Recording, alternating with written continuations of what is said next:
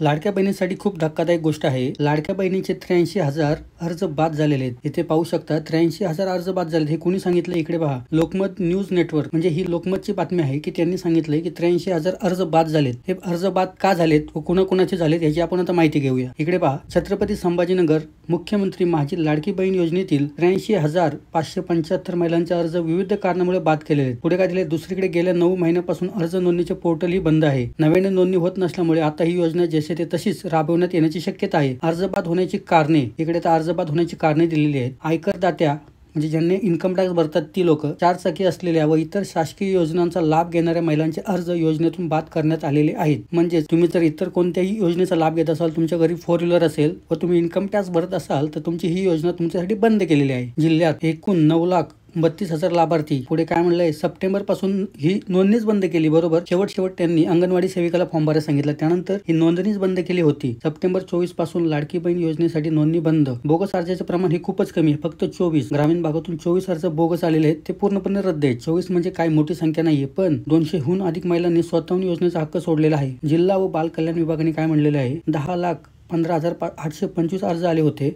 अर्जाच्या छाननीनंतर 9,32,250 अर्ज मंजूर।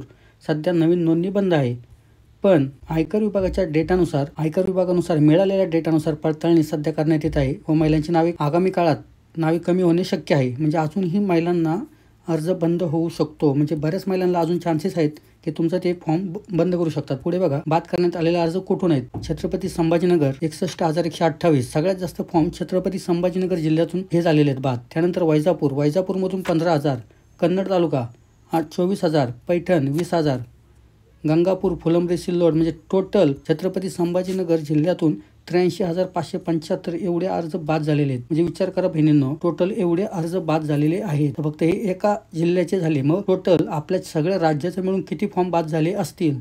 त्यामुळे सरकारने यावरती गांभीर्याने लक्ष द्यावं, कारण बऱ्याच महिलांचं यामुळे नुकसान होत आहे। यावरती काहीतरी लवकरात लवकर उपाय करावा। व्हिडिओ आवडल्यास नक्की लाईक करावे, चॅनल सबस्क्राईब करायला विसरू नका। आपण या पद्धतीनेच नवीन व्हिडिओ घेऊन आपल्या चॅनलवर येत असतो। धन्यवाद।